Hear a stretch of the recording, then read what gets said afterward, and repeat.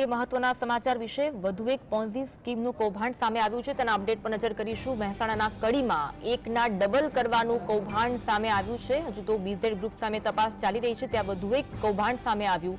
કડીના શોભાસણ પ્રાથમિક શાળાના શિક્ષક દંપતીએ આ ઠગાઈ આચરી હતી।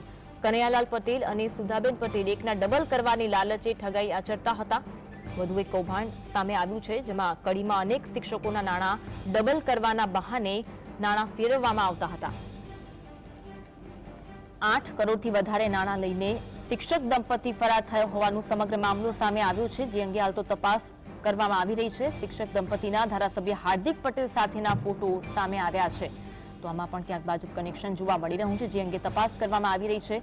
રિયલ એસ્ટેટ સ્કીમમાં નાણાં ડબલ કરવાની લાલચ આપીને છેતરપિંડી આચરવામાં આવી હતી। તો મહેસાણાના કડીમાં એકના ડબલ કરવાનું વધુ એક કૌભાંડ સામે આવ્યું છે। સાથે રાત્રે 10 વાગ્યા સુધી બેસાડી રાખ્યા અને એમ કીધું કે તમે ફરિયાદ કરી એના પહેલા એક એફઆઈઆર થઈ ગઈ છે।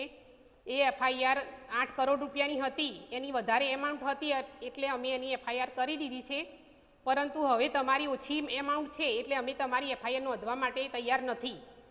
અમે એક એફઆઈઆર નોંધી દીધી છે ઓલરેડી, એટલે હવે તમારી ફરિયાદ નોંધી શકીએ નહીં।